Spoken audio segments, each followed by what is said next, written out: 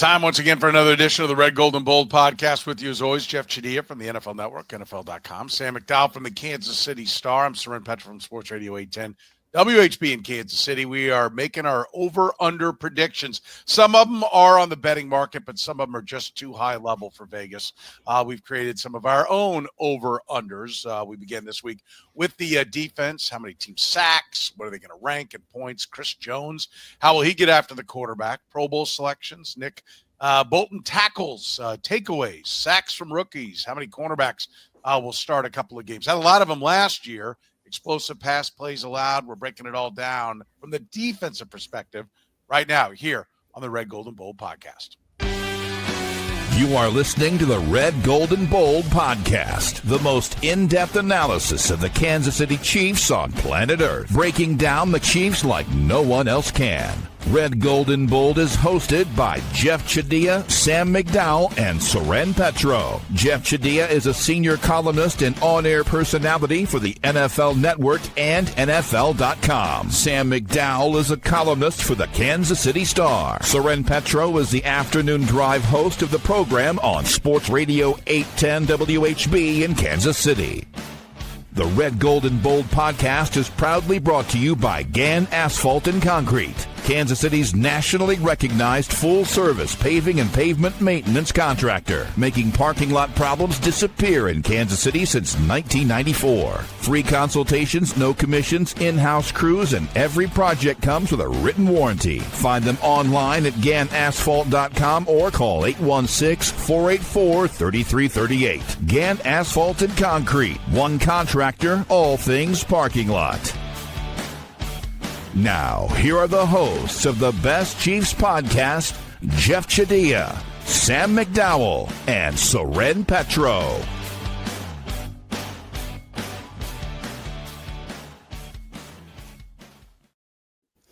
Thank you very much, Curtis. Off and running here, guys. A lot of research for this one. Had to look up some numbers. We'll break down some kind of interesting numbers. Sam, let's start with you. Anything jump at you? What did you take away from this that maybe you weren't expecting? Well, I mean, like to get people behind the scenes, the three of us tried to come up with numbers to where we wouldn't all be picking the same thing. I'm sure we'll still have some, but when you do that, the result is it's difficult. Like we tried to pick ones that made our exercise the most difficult as possible, and there definitely are some ones on here that are pretty difficult to pin down.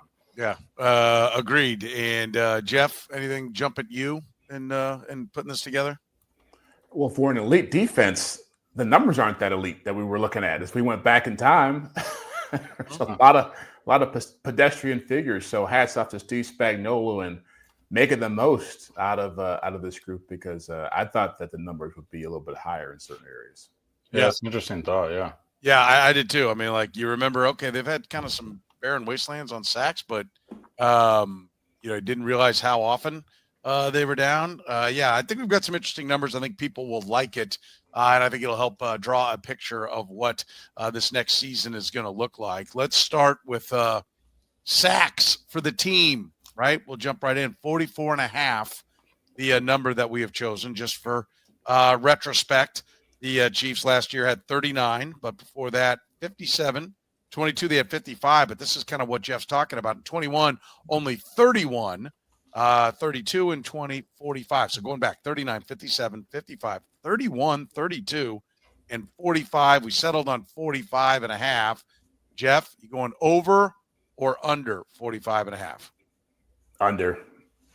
I feel like those 2 years, 23 and 22, a bit of an outlier. Chris Jones chasing another big contract, playing his best football, not much younger version, but a younger version of him. I think that what we saw last year from him in terms of the attention he gets paid, the usage rate, his age, those combinations. And we'll talk about Chris Jones at some point in this too, but he's the biggest factor in this, because if he's going, everybody else is eating. And when he's not going, you just don't see the same rate of productivity. And I look and I wonder who is going to be, after George Karlaftis, the next most consistent pass rusher in this group. And I just don't know if I trust anybody right now. Maybe those rookies jump out, but I'm just not confident in what I see right now.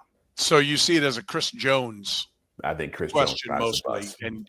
and you are down on Chris Jones. Is that what we can say? If we want Well, I tried to be nice about it and say he's playing a lot of snaps and he's getting older and he's still affecting the passer. He's just not getting the sacks. And so I think that when there's a little more money out there, there's more carrot out there for him to chase. I don't think you could argue with what you said about it, right? I mean, I think that's looking back, that's exactly how it's gone with him, and even with him being good, sometimes it's not been so good, right? He's been the only guy getting things done. Sam, how's it look for you? I've got under, but for different reasons, because I expect Chris Jones is going to see a jump in sacks this year.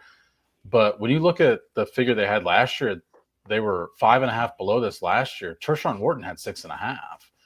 And this is a result-oriented stat. Now, the process affects this result, but I also don't think this is just a defensive line stat. I think it's a defensive back stat, too, because when I look at when they had that jump in 23, when they had 57 sacks, their defensive backs accounted for 9 sacks in 2023. And they only had 3 to follow it up, and in 22, for example. So I think that when you look at it, to me, it's how many guys can Steve Spagnuolo afford to bring to help get those sacks? And I think he is in a spot where he would have to bring some extra pressure. But without Justin Reed on the back end, I don't know that you can afford to bring that extra pressure as frequently. And so for that reason, I'm going under. Yeah, that's I agree with your assessment that it gets into the defensive backs, and I think they're going to be better on the defensive back side.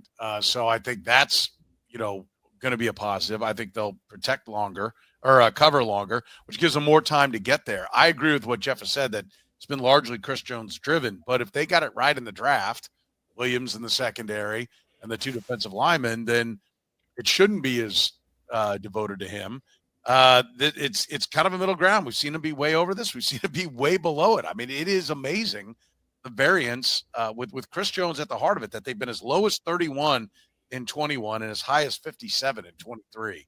I think they added to the defensive side. I think this is exactly what they were trying to accomplish. I think they get it done. I will take the over.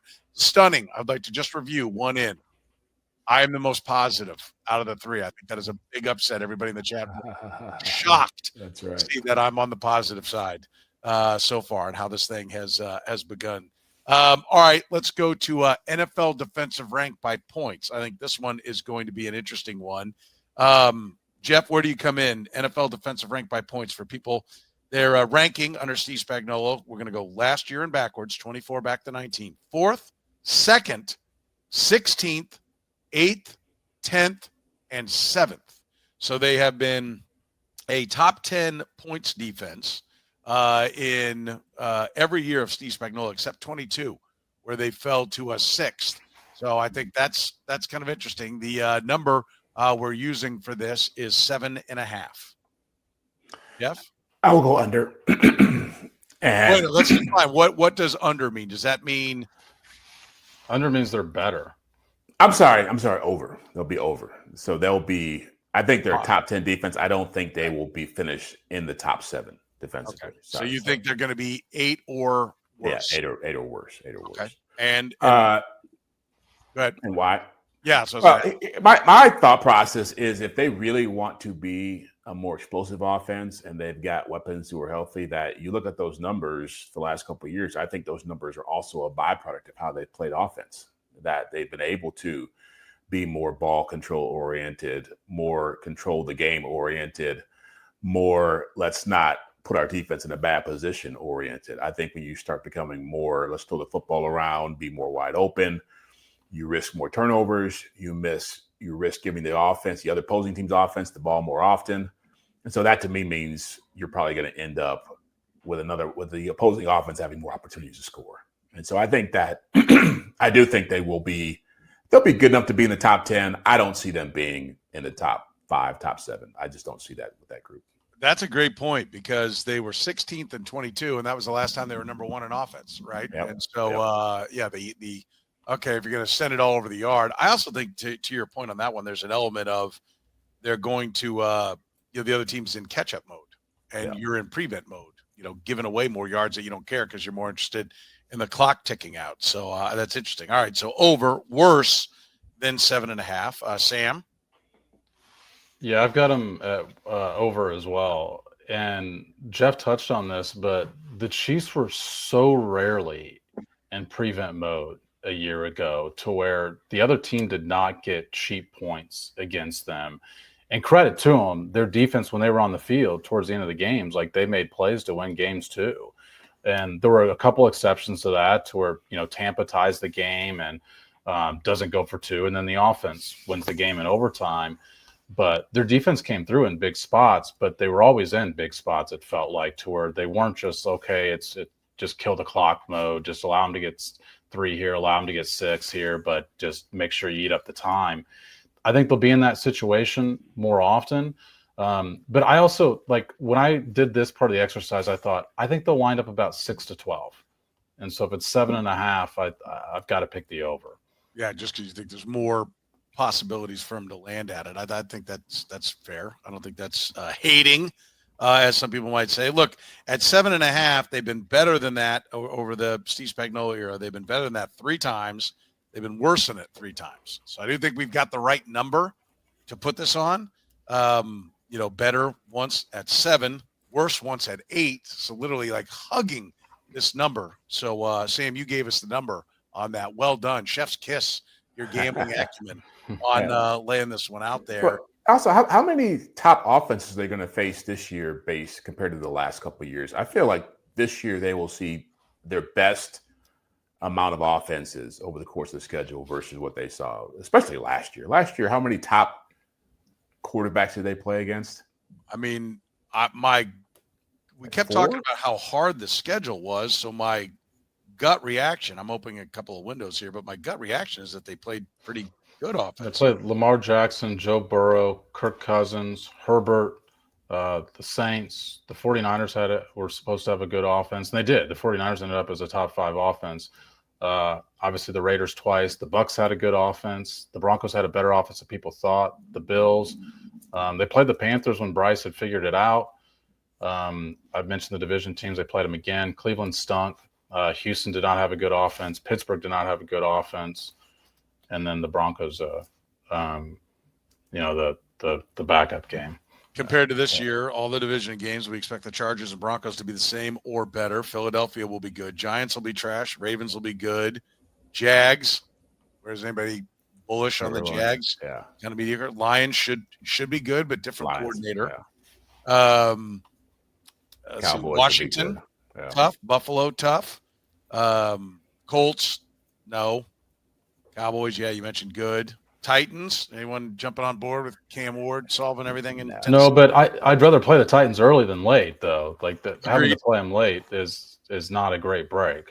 I think it's pretty similar to maybe a little bit easier. Where would you come in, Sam? I don't know. I'd say similar. I would say maybe a little bit more difficult having to play the Commanders, Lions, and Eagles. Okay.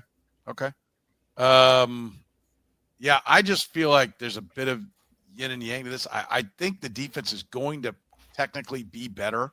If you need a stop from them, I think they're going to be better. But the math of it, the numbers of it, and Jeff's point is a good one about where the offense. I think they are going to be better offensively. There will be more catch up. There will be more prevent. They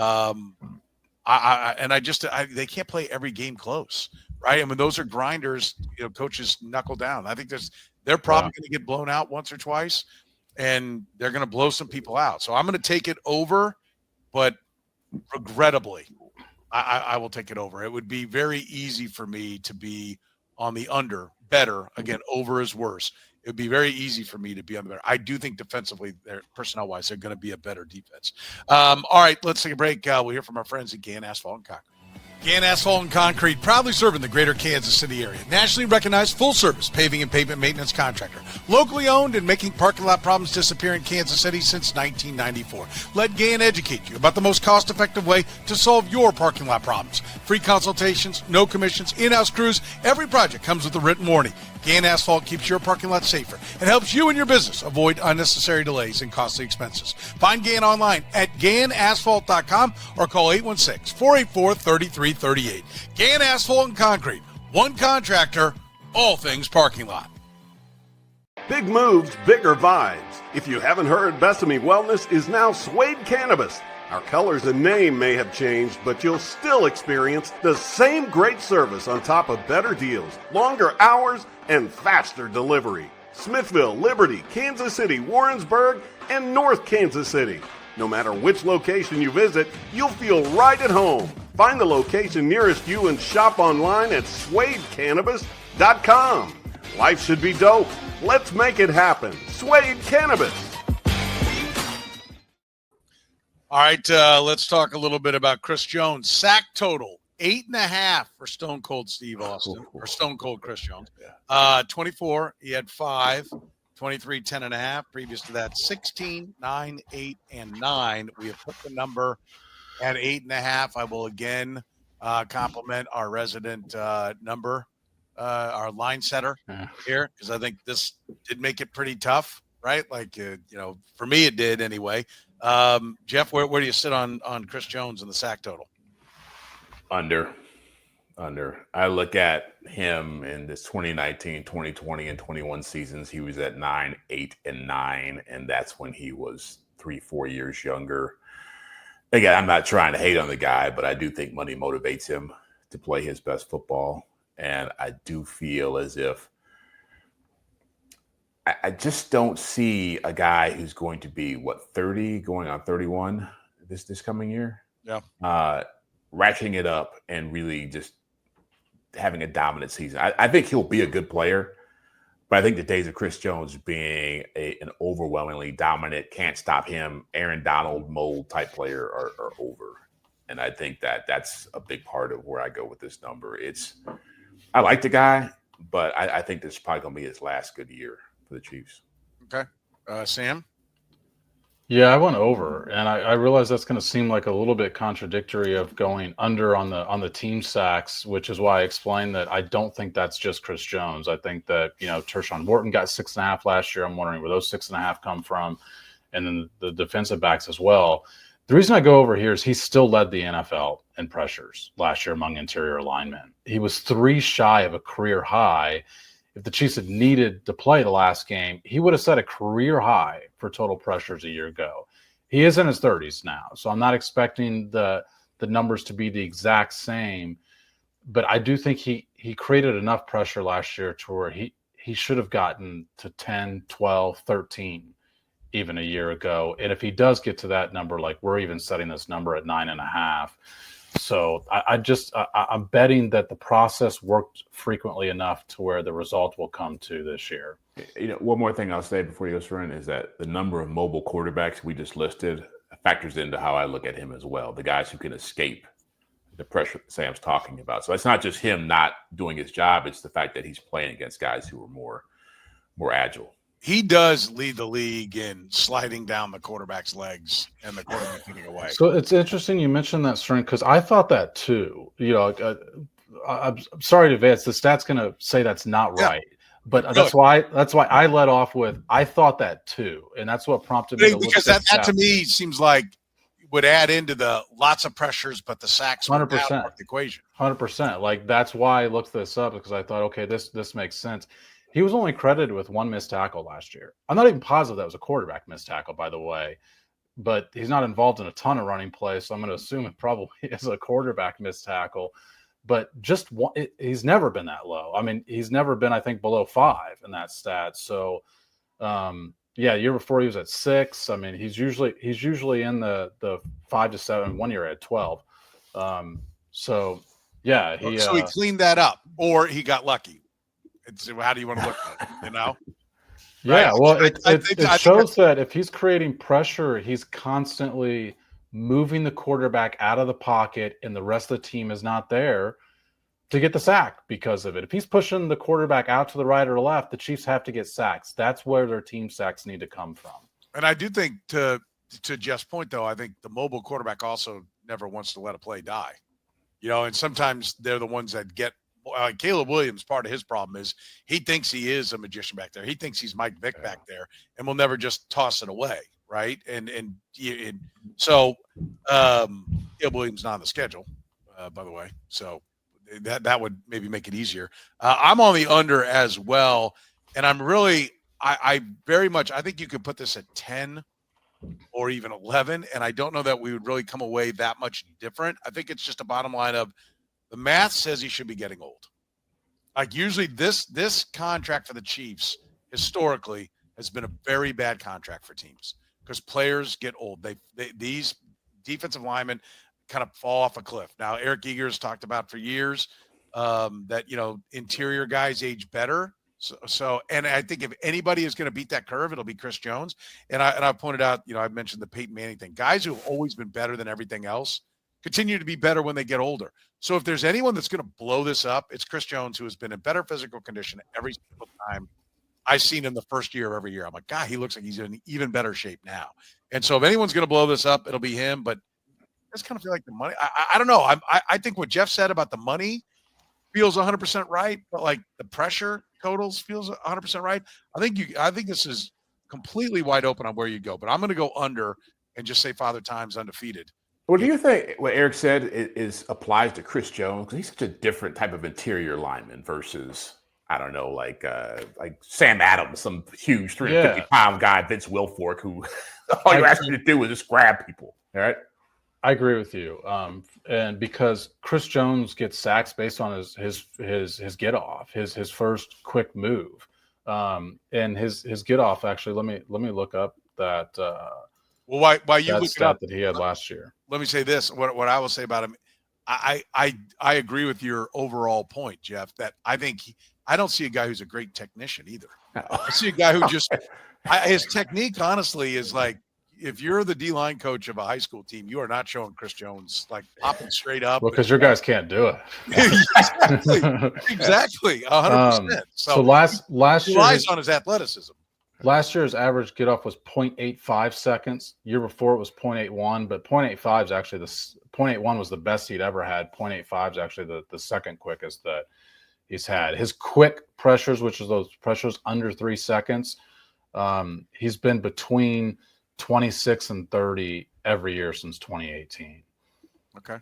So, and he was at 26 last year. So he's right in line with his typical numbers there. I think we can say that this is the kind of thing you only get here on the Red, Gold, and Bold podcast. Chris Jones is athletic. Chris Jones is good. You're not going to find that kind of deep dive anywhere else. But I do think it is interesting. I think this does force you to dig deep on Chris Jones and what he's going to be when you have to put your name next to a prediction on this one. All right, so under for me and Jeff, over for Sam. Let's go to Pro Bowl selections. This is one of the ones that I thought was amazing when I looked it up. How few Pro Bowlers they're getting on the defensive side of the ball when we just rattled off all those top 10 rankings. Last year, just Chris Jones. 23, just Chris Jones. 22, just Chris Jones. Got to go back to 21 when they had Chris Jones, Tyrann Mathieu, and Frank Clark, who didn't deserve it. 2020, same three, Jones, Mathieu, and Clark. And then in 19, Chris Jones and Frank Clark. What did I miss on how Frank Clark was grabbing all these Pro Bowls? His reputation. I mean, was he named or was he an alternate? No, he made the Pro Bowls those years. Yeah. Those years? Wow. Yeah, that shocks me. I went with the I think it was Pro Football Reference I used that had by teams. Having one defensive player off of a team in 23 that ranks second in yards and second in points is a real oversight. Who would you have added? I had that same thought. Well, McDuffie was a first-team All-Pro that year. Right?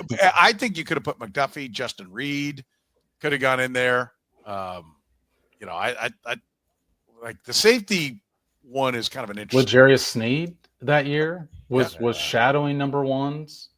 Like there were options for sure to add for the 23 team. So a lot of this is out of our hands, is what you're saying. We may nail it. One of us may say 3 or 4. They 100%. Get one and be back here going like, "Well, I got it right." The stupid ass voters got it right. 100%. Yeah. Jeff, where do you go? Under. It'll be one. It'll be Chris Jones again, even if he has a subpar year. He's got the name. Like, we know how Pro Bowl voting goes. Your reputation means everything. And then, unfortunately for the Chiefs, their better defensive players haven't gotten the same kind of love outside of Kansas City that they get inside of Kansas City. So their best options would be Nick Bolton, Trent McDuffie, and Nick Bolton probably because he's not a multi-dimensional linebacker making all these splash plays and coverage. He's not going to probably get that kind of acclaim. And McDuffie, to be honest with you, it's tough. It's a lot of good corners in the AFC. I mean, you're talking about Pat Surtain, you're talking about Sauce Gardner, Jalen Ramsey is now in Pittsburgh. So he's still in the AFC side of it. Derek Stingley. You got to go down a pretty long list. Denzel Ward. There's a lot of dudes in the AFC that just have bigger names than McDuffie. And so that's what kills him. If it was just a slot corner, hey, who's the best? It'd probably be three guys. You look at him and Marlon Humphreys and the guy in Buffalo, Teron Johnson. But I think you're talking about total corners. It's a long line. Yeah. Okay. Sam? Yeah, I'm going under, but it's not because of deserving. It's because of this. Like, I just think these guys get picked based on reputation. I think Chris Jones gets it. Last year he got it with 5 sacks. I mean, I'm not giving the voters credit to say, oh, we looked at the pressures and he led the interior lineman among pressures. That's why he picked him. Like, he got picked based on reputation. They didn't care about the 5 sacks. And I don't know that other Chiefs players have that reputation. Nick Bolton's contract actually might help him get there more than anything. Like, he's going to, like, he got paid this offseason, but Jeff's right that he doesn't make the splash plays. Like, he doesn't get interceptions because he's not great in coverage. He doesn't force a ton of fumbles. McDuffie might have the past couple of years made a name for himself enough to where he's probably the next best guess on this list for me, especially if he winds up playing slot. But what's the thing about Trent McDuffie? He doesn't get a lot of interceptions. No. And a lot of cornerbacks get picked based on interceptions, which isn't the right way to do it, but it is the way that people do it. And so that hurts him in that stat. So it was, I wanted to say over here because I think their defense will be good enough to have 2, but it's like when you go individual case by individual case, it's tough.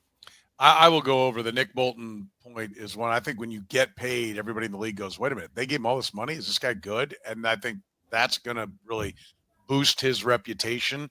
And I think there will be a little bit of like, we've only had one for this team. I think there will be a bit of a market correction there.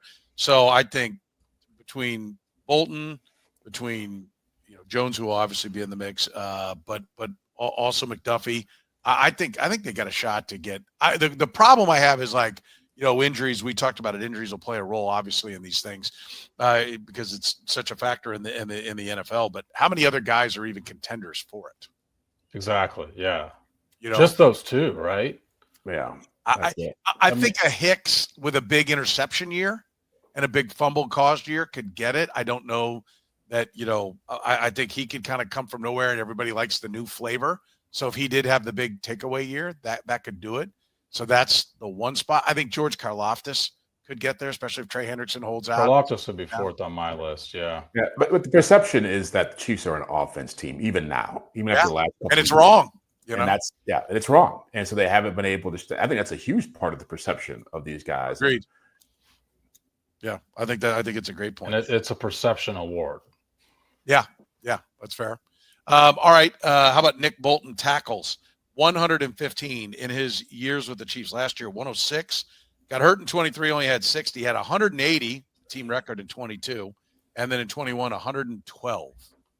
Jeff, where do you come in on Nick Bolton?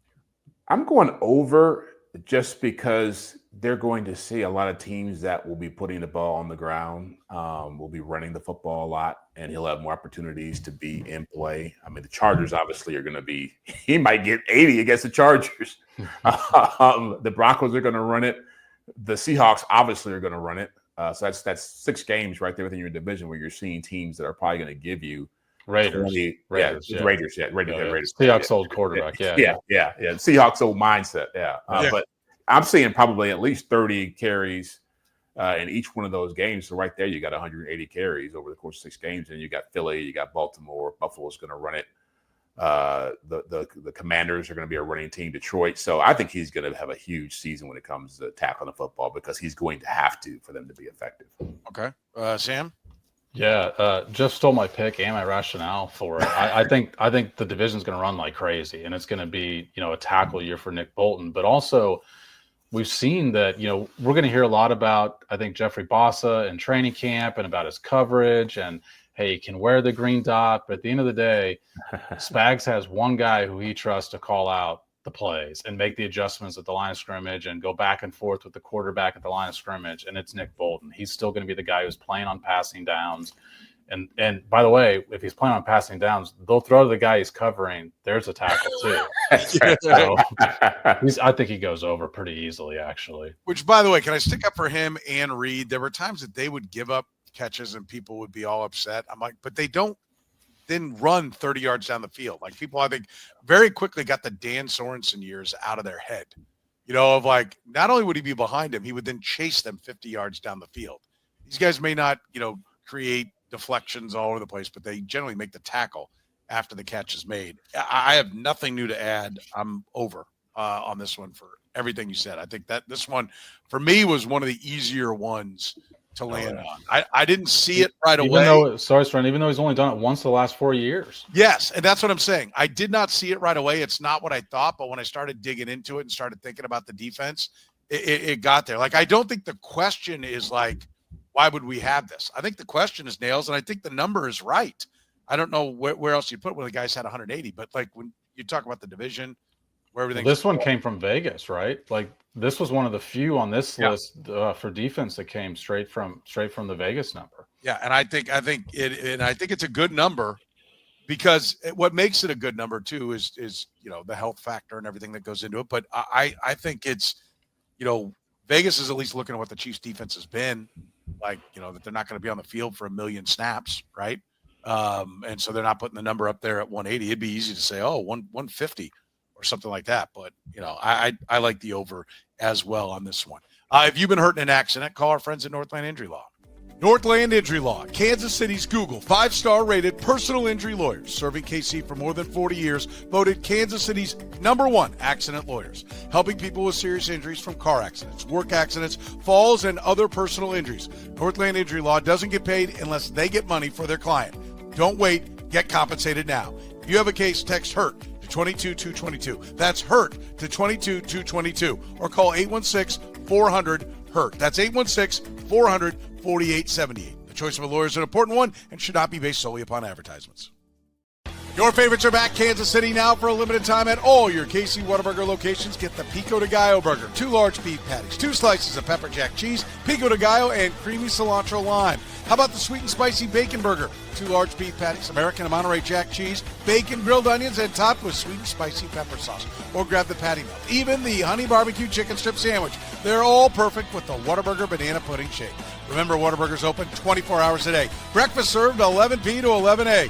Don't forget, you can get all your Whataburger favorites and more by downloading the Whataburger app with the QR code. Whataburger, proud sponsor of the Red, Gold, and Bold. All right, let's talk about whether or not this team is going to take the football away. This has been a little bit all over the place as well. We've got the number at 20.5. In 24, it was 20. 23, it was 17. 20, 29, 22, and 23 going back. So 20, 17, 20, 29, 22, and 23. We've got the number at 20.5. Where do you sit, Jeff? I'm going under. Just sticking with recency bias. They haven't done it. And they haven't gone over 20 turnovers since 2021. And I don't even remember what was happening back in that year where they had 29. It wasn't a ton of interceptions that I can remember. Tyrann Mathieu, that was his last year. That was his last year, right? So it must have been a lot of forced fumbles, but keeping in line with what I was saying about getting after the quarterback, this is a team that's probably, if they're going to force a lot of takeaways, they're going to get it off, probably knocking the ball out of the quarterback's hands versus interceptions. And so the way they're built, the way they play football, it's a lot of man coverage. DBs aren't in position to get their hands on a lot of footballs.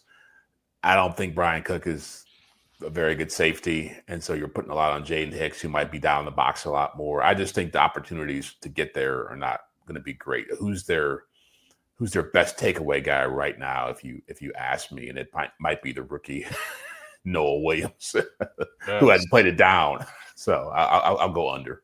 Six of those 2021 takeaways, which they had 29 in 2021, but 6 of those were Tyrann Mathieu, 3 fumble recoveries and 3 interceptions. Yeah. Okay. Led the team in both. Yeah. All right. So then you're on the under. I'm going under, and it's another one where I think this people actually will look at the wrong position here to determine it. I think people will look at interceptions, which obviously is a way to take away the football. But to me, it's about the fact that they didn't generate enough pressure last year to hurry quarterbacks into bad throws. And this is why I enjoy these exercises. It forces you to look at some stats that maybe you otherwise wouldn't normally. They don't force fumbles like at all. George Karlaftis has forced 1 fumble in 3 years. For an edge rusher has forced 1 fumble in 3 years. Chris Jones has forced 1 in the last 2 years. Mike Dana has never forced more than 2. And, Mike Dana has never recovered a fumble in his career. Like, their defensive line isn't responsible for many turnovers, which makes it really hard to force a lot of turnovers. I've been part of the media that's asked Steve Spagnuolo about takeaways. Like, this has been a thing where we've asked him, and I haven't focused on this aspect enough. When you actually dig into it, it's not the interceptions. It is interceptions as part of it. Like, they don't have a guy that goes out and gets 6 a year, but they're not generating turnovers with their defensive line and their sacks either. Yeah, you're right. We have hit them with a lot of questions, and usually it's talking about, well, we're knocking balls away, but we got to start catching them. It's always a conversation about the interceptions and not enough. And this is like, why are you not affecting the football? Like, if with all these Chris Jones pressures, and if I'm right and he's touching the quarterback, touch the ball. Get the ball away. I'm going to say all that. I think everything you said is right. I'm going to say that they're due. And I'm going to take it. Shocking. I'm going to be on the positive side of things. After all this data and stats, his whole rationale is they're due. That's right. Good you, old-fashioned gut. I'm telling you, it's been red 6 rolls in a row. It's time for black. It's we put it at a number to where it's totally reasonable to pick the over. It was just funny that it was just they're due. Yeah. But I do think, again, I think they're going to pressure the quarterback, but I think they're going to cover longer, so they are going to get more hits on the quarterback, and that is where the turnovers come from. Nobody fumbles more than the quarterback because he's holding the ball with one hand a lot of the times, and he doesn't see it coming. I think they will be better at putting the quarterback on the ground, so I think that will go hand in hand, and they will be better at the takeaways. So I am on the over that, and as I said, they're due. Okay, so keep that in mind. How about sacks from rookies? I love this one. Right, this is my favorite one that we've got on the defensive side of the ball. Sacks from rookies, 7.5. Okay, last year 0 sacks from rookies. 23, a half sack from rookies. 22, 9. 21, 0. 20, 8.5. 19, 1. Now, it's largely driven by have you taken defensive players, right? Because we could have put this number at 1.5, and we still had in the Steve Spagnuolo era, 4 under and 2 over. Well, we've put it at 7.5, and there are only 2 times that it's gone over that, and so there are a couple of defensive linemen on this list to make it happen. What do you think, Jeff? First of all, did you enjoy this one as much as I did? Probably not. No, it's a tougher one. But you have to factor in, like Sam mentioned, Jeffrey Bosse, to factor in Noah Williams, some of those guys, will they get opportunities? Yeah, quantity of opportunity. Yeah, quantity of players. And possibly in mop-up time as well. But I'm going under here. I feel like I don't know what OmarNorman-Lott is going to be based off how he played in college and that kind of rotation, not getting a ton of snaps. So is he going to be more effective playing against better competition and probably in a much larger role? So is he going to get fatigued? Is he going to be comfortable going against bigger, more accomplished, more proficient linemen? I'm not certain of that. And I think Ashton Gillotte just has a numbers problem. I think there's just a lot of guys who are in front of him. So for him to get to, like, say, 4 sacks, I think that somebody else has got to not be playing very well. So you're talking about Amenahue not doing a job or Dana not doing a job. We've already factored out FAU. I think he'll get some run. Gillotte will get some run, but I just don't know if he'll get the kind of run where he'll be able to make big splashy plays with the opportunities that he has. So to me, that's just numbers on one side and OmarNorman-Lott just being a mystery to me. By the way, since you mentioned FAU, his rookie year was 23, correct? And he is responsible for the 1/2 sack the rookie's got. A first round, I'm not trying to beat up on the local kid, but a first round defensive end had a 1/2 sack in 23. And I think that's his career high, if I'm not mistaken. He didn't have one last year, did he? No. Well, and the guy that they were talking about when he got drafted, Will McDowell, who is not a phenomenal player, but he had like 6, I think, in his rookie year. Yeah. He had one last. He had 2.5 last year. Did he? Okay. All right. 2.5. So he's got 3 now in his career. They were huge sacks, Jeff. How did I miss those? They were huge. they were very, very big sacks. So you need to go back and watch some game tape there, clearly. All right, Sam, where do you sit? I'm going under. Full disclosure, we had this at 6.5, and I probably was going to go over. So, I think this is just right about where I think this production is. Where I ended up searching on this was who's the player we hear OmarNorman-Lott most frequently compared to? It's Tershawn Wharton. His rookie year, he played half the snaps. I was surprised, by the way, that I didn't remember him playing half the snaps. That's, I think, would be a large number for OmarNorman-Lott, and I think that probably is about where he ends up. Wharton had 2 sacks as a rookie. The player we most frequently hear Ashton Gelati compared to is always a lot like George Karlaftis, coached by the same guy. They've trained together a little bit, and he had 6 his rookie year. So you put those 2 together. And by the way, he played 65% of the snaps. I don't think Ashton Gelati gets there. And so those 2 combined, while playing a lot, for 8 sacks as rookies, even if they came in different years. So you could have I think the playing time is going to be lacking for Gelati for me to predict that he's going to have 5 sacks. And by the way, if a defensive tackle gets 4, that's a lot, especially for a rookie. Where do you think I'm going to go? Over.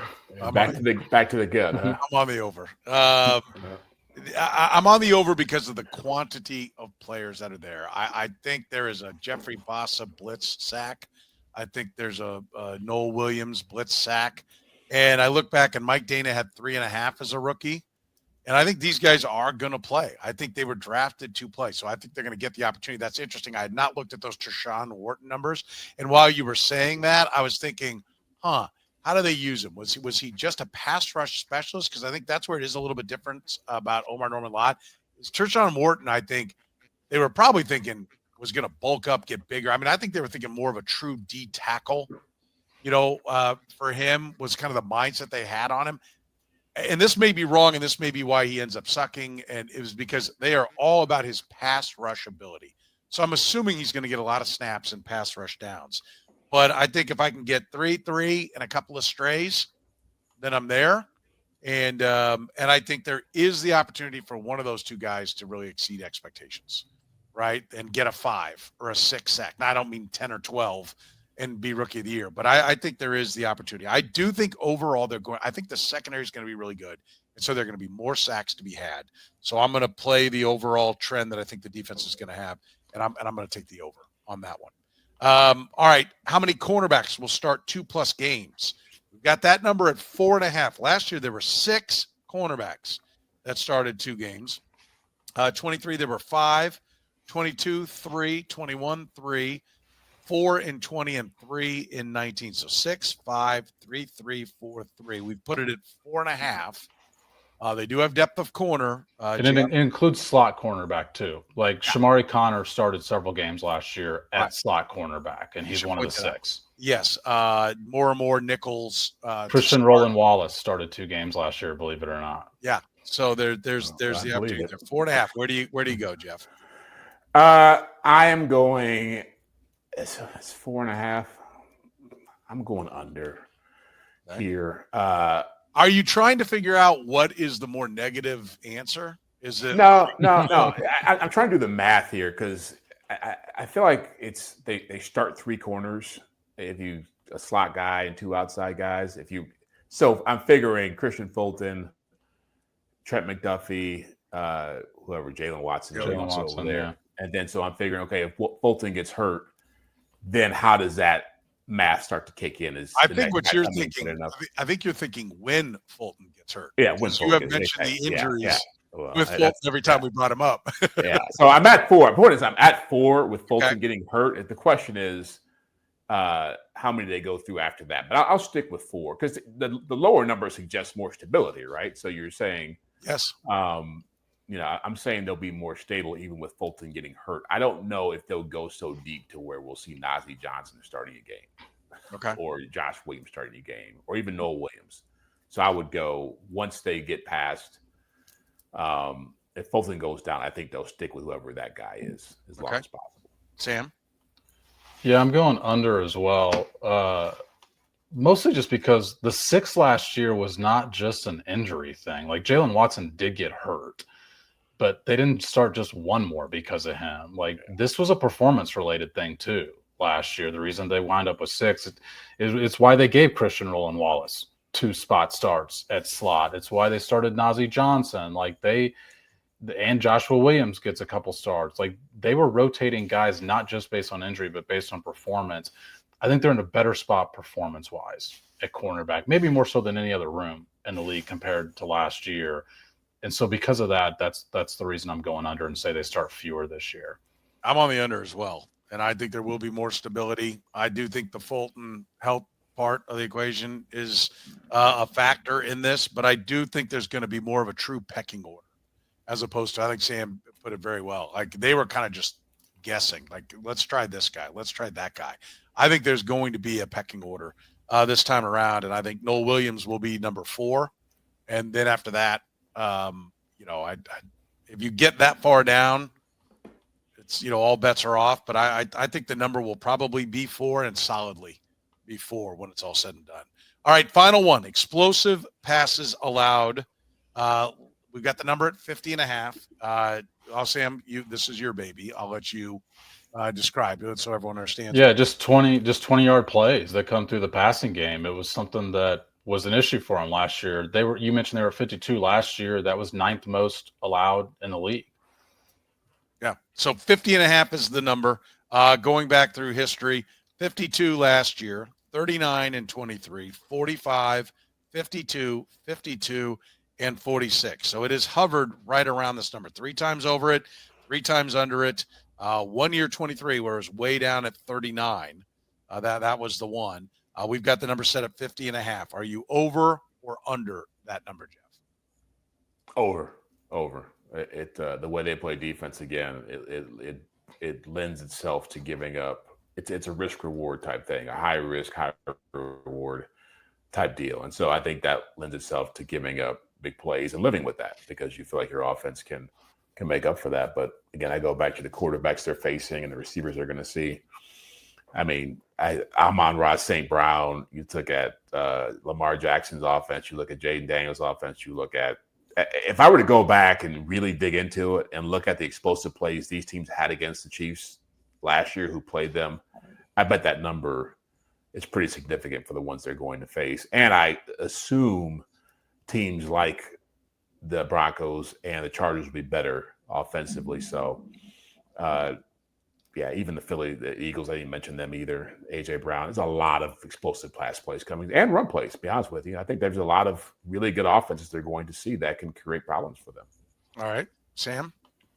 I'm going under. I think they allow fewer and improve from last year. And the primary reason is I've mentioned how bad they were from the slot last year. Of those 52, 17 came from the slot. Like, that's a lot. I think they get a lot better there. And they also allowed a ton to non-receivers, 6 to running backs, 7 to tight ends. So only 22 of these actually came from out wide last year. In which case, I don't know that I'm expecting those numbers to shoot up.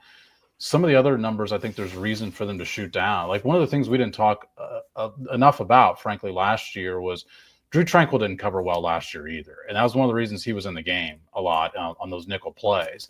I think if that becomes a case again, you might see Jeffrey Bossa play late in the year or, do the thing where he gets, one series, each half. He's getting one series the way that Jaden Hicks did last year at safety with Brian Cook. He was getting one series to sort of realize that he's talented enough to be on the field, I think like there's consequence now for guys who don't cover running backs, for guys who don't cover tight ends, because you've got a player who's perhaps ready to go by mid-year or even earlier because he's a smart player. So I just think the reason they gave up a lot of numbers last year, there's reason to believe they could improve in those specific areas this year.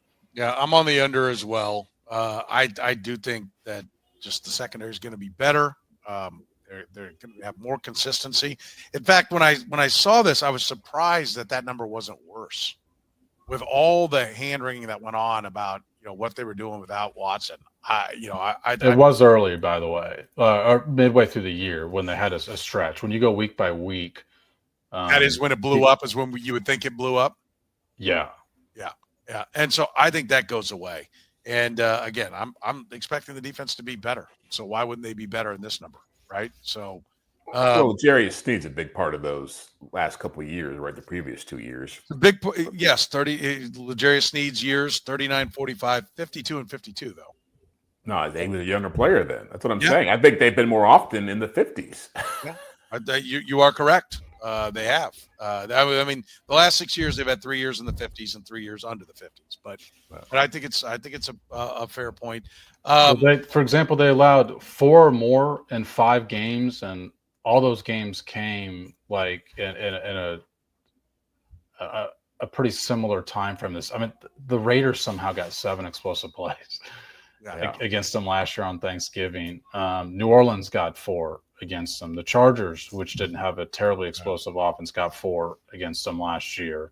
To be honest, it's usually in the second half when they come. If you really dig into it, it's like usually it's after people have figured out what Spagnuolo's throwing at them, almost like a pitcher seeing him for the second, third time around. You kind of know what his stuff is now. Yeah. I think that's a fair point. All right, there it is. Our defensive over and unders. We'll do our offensive over and unders coming up on our next podcast. Remember, if you want to support the Red, Gold, and Bold, of course, hit the like button, the subscribe button. Also, support our great sponsors like Gann Asphalt and Concrete. Kansas City's best when it comes to taking care of your parking lot. They keep your lot safer, help you and your business avoid unnecessary delays and costly expenses. Gann Asphalt and Concrete, one contractor, all things parking lot. Find them online at GannAsphalt.com. Kansas City's Google 5-star rated personal injury lawyers are Northland Injury Law. They've been serving KC for more than 40 years, voted #1 accident lawyers in Kansas City. If you've been hurt in an accident, text HURT to 22222 or call 816-400-HURT. Our friends at Whataburger. Now for a limited time, your favorites are back at the Pico de Gallo burger, the sweet and spicy bacon burger, the patty melt, the honey barbecue chicken strip sandwich. They're all available right now. Of course, you can wash it down with the banana pudding shake. Open 24 hours a day, serving breakfast from 11 p to 11 a. And Suede Cannabis. If you haven't heard, Best Me Wellness is now Suede Cannabis. Find the location nearest you and shop online at SuedeCannabis.com. So for Jeff Chadiha from the NFL Network, Sam McDowell from the Kansas City Star, I'm Soren Petro saying thank you very much for joining us here on the Red, Gold, and Bold podcast.